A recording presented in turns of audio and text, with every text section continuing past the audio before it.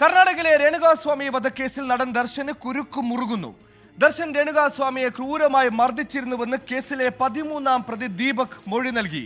കൊലപാതകത്തിന്റെ ഉത്തരവാദിത്തം ഏറ്റെടുക്കാൻ 4 പേർക്ക് ദർശൻ 5 ലക്ഷം രൂപ വീതമാണ് വാഗ്ദാനം ചെയ്തത്. സംഭവത്തിൽ അന്വേഷണം തുടരുകയാണ്.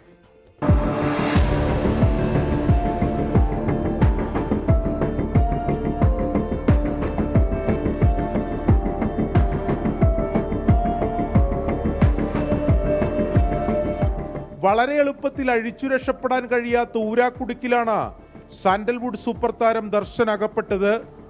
കേസിലെ 13-ാം പ്രതിയുടെ മൊഴിയോടെ രേണുകാസ്വാമിയെ കൊലപ്പെടുത്താൻ കൊട്ടേഷൻ നൽകിയതിനൊപ്പം ക്രൂരമായ മർദ്ദനത്തിന് നേതൃത്വം നൽകിയതും ദർശനാണെന്ന് അന്വേഷണ സംഘം സ്ഥിരീകരിച്ചു.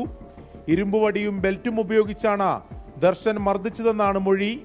കൊലപാതകം നടന്ന സ്ഥലത്തേക്ക് ദർശന്റെ വാഹനം വന്നുപോകുന്നതിന്റെ CCTV ദൃശ്യം പോലീസിന് നേരത്തെ ലഭിച്ചിരുന്നു.